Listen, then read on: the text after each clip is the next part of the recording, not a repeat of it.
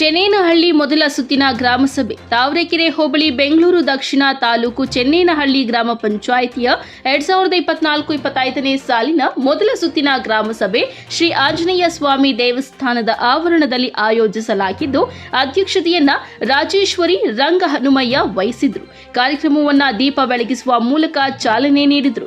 ಸಭೆಯಲ್ಲಿ ಭಾಗವಹಿಸಿದ್ದ ವಿವಿಧ ಇಲಾಖೆಯ ಅಧಿಕಾರಿಗಳು ಇಲಾಖಾವಾರು ಜನರಿಗೆ ಮಾಹಿತಿ ನೀಡಿದರು.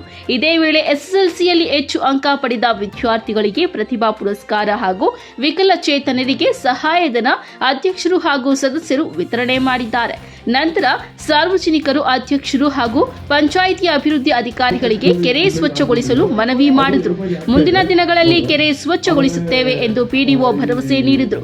ಇದೇ ಸಂದರ್ಭದಲ್ಲಿ ಅಧ್ಯಕ್ಷರು ರಾಜೇಶ್ವರಿ ರಂಗ ಹನುಮಯ್ಯ, ಉಪಾಧ್ಯಕ್ಷ ಮೋಹನ್, ಸದಸ್ಯರಾದ ರಾಧಿಕಾ ರಮೇಶ್, ತಾರಾ ಲೋಕೇಶ್, ಶಶಿಕಲಾ, ಚಂದ್ರಶೇಖರ್, ಅನ್ನಪೂರ್ಣ ಕುಮಾರ್ ಹಾಗೂ ಪಿಡಿಒ ನಾರಾಯಣಸ್ವಾಮಿ, ಬಿಆರ್ ಕಾರ್ಯದರ್ಶಿ ಹರೀಶ್ ಮತ್ತು ಗ್ರಾಮ ಪಂಚಾಯಿತಿ ಸಿಬ್ಬಂದಿ ಮತ್ತು ಆಶಾ ಕಾರ್ಯಕರ್ತೆಯರು, ಅಂಗನವಾಡಿ ಕಾರ್ಯಕರ್ತೆಯರು, ಗ್ರಾಮಸ್ಥರು ಮುಂತಾದವರು ಭಾಗವಹಿಸಿದ್ರು.